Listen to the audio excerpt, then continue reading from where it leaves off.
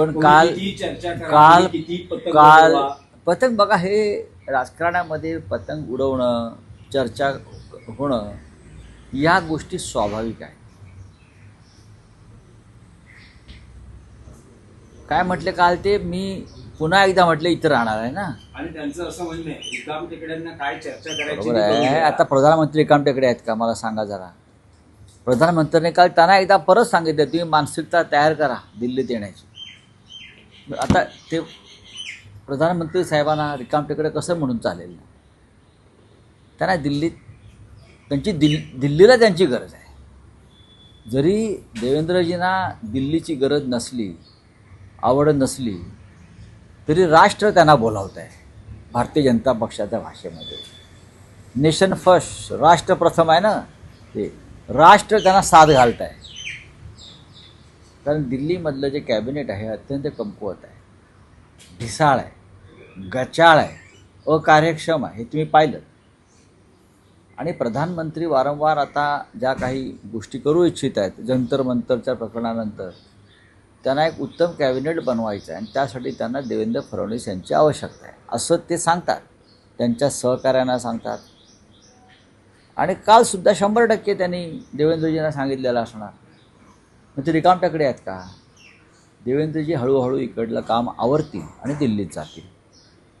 आवरावर करावे लागते ना घर, जेव्हा आपण बदलतो. आता महाराष्ट्रातून अनेक लोक दिल्लीला गेलेले आम्ही पाहिलेले आहेत. यशवंतराव चव्हाणांपासून विलासराव देशमुख असतील, शंकरराव चव्हाण असतील, गोपीनाथराव मुंडे असतील. मग मूळ घर आवरावं लागतं, त्याला थोडा वेळ घ्यावा लागतो, स्थिरसावर करावं लागतं, आपापल्या माणसांची व्यवस्था करावी लागते, कुटुंबाची व्यवस्था करावी लागते. पण देवेंद्रजींना राष्ट्र साथ घालत आहे. आणि ते जे म्हणतात मी इथेच राहणार, तुमची खूप इच्छा असेल, पण तुमच्या आजूबाजूचे लोक तुम्हाला ढकलत आहेत त्याचं काय? तुमचे आजूबाजूचे लोक तुम्ही दिल्लीत जावं यासाठी देव पाण्यात घालून बसलेले आहेत. मी चांगल्या भावनेने बोलतो आहे, आमच्या सद्भावना आहेत, आमच्या त्यांच्याविषयी सद्भावना आहेत की महाराष्ट्रातल्या नेत्यांना राष्ट्राचं नेतृत्व करावं, हे आमच्या सद्भावना आहेत. पण जे तुमच्याबरोबर आहेत त्या त्यांच्या सद्भावना नाहीत. ते कधी एकदा दिल्लीत जात आहेत आणि कधी एकदा आम्ही बसतो आहे. असे बरेच लोक आहेत. जसे ते देवेंद्रजी प्रधानमंत्र्यांना भेटतात, तसे काही लोक अमित शहाना भेटतात जाऊन सारखे. आता त्यांना तुम्ही दिल्लीत घेताय, आता तरी माझं करा. हे मला माहिती आहे, यांच्यापेक्षा दिल्ली मला जास्त माहिती आहे कुठे काय आहे ते.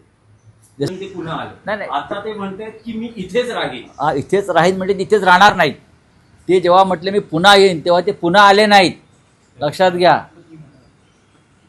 ते जेव्हा म्हणत होते मी पुन्हा येईन तेव्हा ते पुन्हा आले का? नाही, ते पुन्हा आले नाहीत.